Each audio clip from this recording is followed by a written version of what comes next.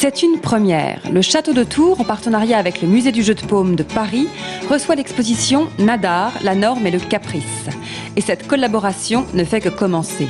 Le contenu scientifique sera toujours mené par les responsables du jeu de paume et le suivi de la gestion au quotidien, c'est le service d'exposition qui le gère.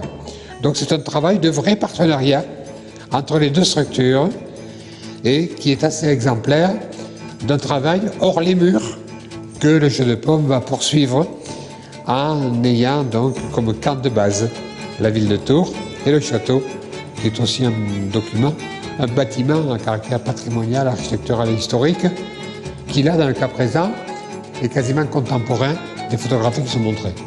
Actrice de théâtre, écrivain, explorateur, bon nombre de grands artistes de la bohème parisienne de la seconde moitié du 19e siècle ont été photographiés par l'atelier Nadar, père et fils.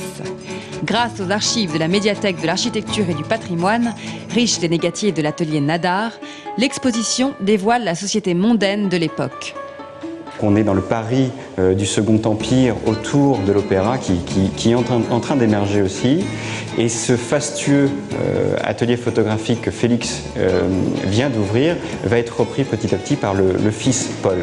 Et l'aventure donc dure des années 1860 jusqu'en 1931. Et c'est une partie de cette production, une toute petite partie, puisque l'atelier est constitué, enfin les archives des ateliers sont constituées d'environ 200 000 plaques et on présente ici 200 photographies de cette production. 200 clichés d'un atelier visionnaire qui fit de la photographie un genre esthétique à part entière.